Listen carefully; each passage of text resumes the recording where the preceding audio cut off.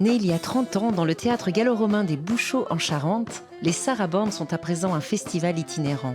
Là, dans ce territoire rural, les arts et la culture ont trouvé une terre d'asile aussi chaleureuse qu'accueillante. Un principe, changement de village tous les ans. Cette année, c'est Patreville.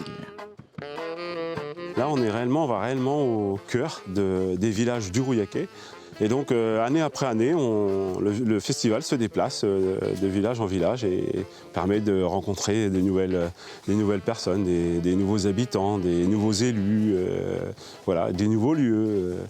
Les villages ont beau être distants de quelques kilomètres, ils sont très différents les uns des autres. Et c'est ça qui est intéressant.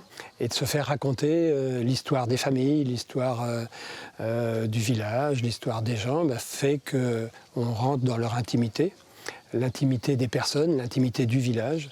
Et à partir de là, on essaie de construire une histoire à partir de ce que l'on apprend en rencontrant les gens. Si par le plus grand des hasards, vous aimez vraiment Germinal ou Émile Zola, vous pouvez encore partir. Oui, c'est vrai.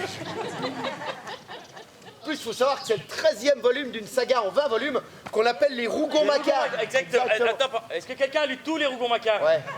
Sérieux? T'as fait de la prison? Petit à petit, on construit quelque chose qui va être un chemin bordé de petites pépites, soit humoristiques pour certaines, soit poétiques pour d'autres, qui vont faire en tous les cas que tout le monde va s'y retrouver. Alors on se demandait, si par hasard, parmi vous, aujourd'hui, il y aurait des gens qui auraient envie de venir en scène et de jouer avec nous dans Germinal. Qui a envie de monter en scène? Levez la main, on vous compte. Avec toi là.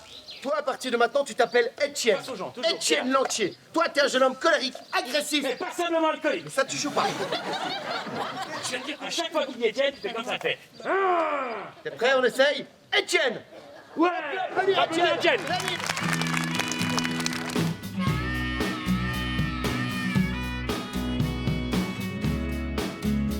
Écoutez, on a ouvert nos portes parce que voilà, c'est un plaisir de pouvoir accueillir et le public et voilà, les gens qui viennent nous voir, les artistes qui ont passé beaucoup de temps, toute l'équipe de La Palaine qui a œuvré depuis 15 jours, 3 semaines, que l'on rencontre et que l'on apprend à connaître. Donc voilà, c'est un vrai plaisir.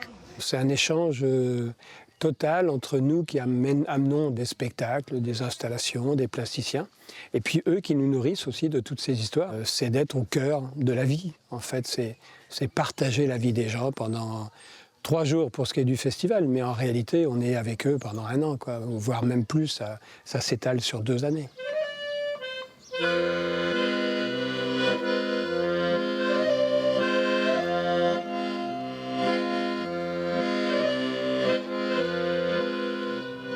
Spectacle vivant, art plastique, je trouve que les deux se complètent bien.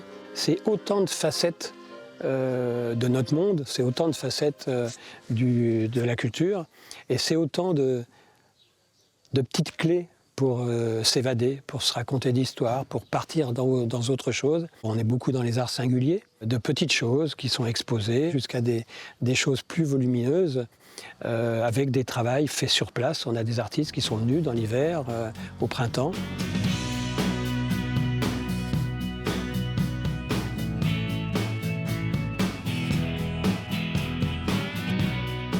Joël Breton m'avait dit, est-ce qu'on pourrait, à partir de nos produits, faire une sculpture avec un artiste donc, qui nous a présenté El Paro. On a ouvert un peu notre entreprise à cet artiste, aux bénévoles qui l'ont accompagné, à quelques aussi salariés de l'entreprise bénévole pour l'aider dans la construction de cette œuvre. Amener la culture, amener l'art dans notre territoire, dans nos villages. J'ai tout de suite dit oui et j'ai trouvé ce projet assez génial. Et puis aujourd'hui, on arrive au jour J.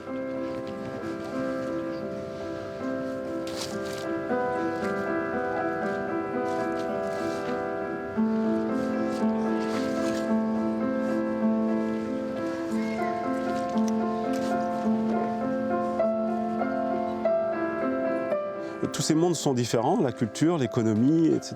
Et nous, on se dit comment on peut faire vivre la transversalité. La dynamique se crée, les gens se rencontrent, et donc tout ça, ça permet d'éviter l'entre-soi.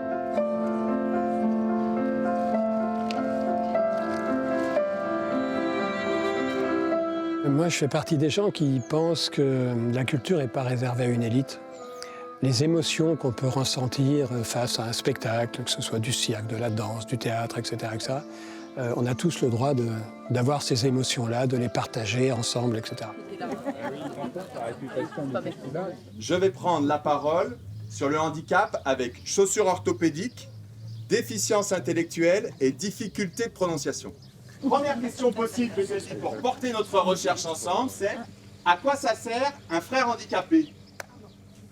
Mais j'étais pas fan parce que je trouve que ça pose la question de l'utilité. Qu'est-ce qui caractérise votre frère, c'est que il est toujours dans l'après. Du coup, ça génère des questions, des questions, des questions, des questions, des questions, des questions. Donc pour moi, qu'est-ce qui caractérise votre frère? Eh ben, c'est les questions, les questions, les questions, les questions, les questions, les questions. Eh oh, Jean-Pierre, tu m'écoutes? Jean-Pierre, est-ce que tu as déjà été amoureux? Est-ce que tu as déjà fait l'amour? C'est bouleversant de vérité, quoi. C'est un spectacle vraiment que je recommande, là. Franchement, c'est fabuleux.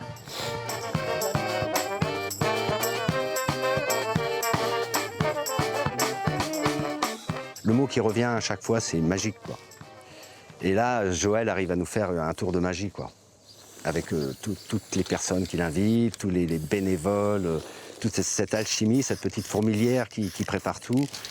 Le spectateur, voilà, quand il repart, ce qu'il retient, c'est magique.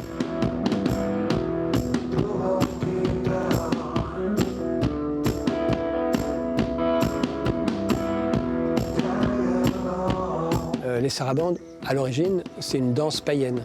Ce côté païen, ce côté fête, ce côté danse est intéressant, voilà.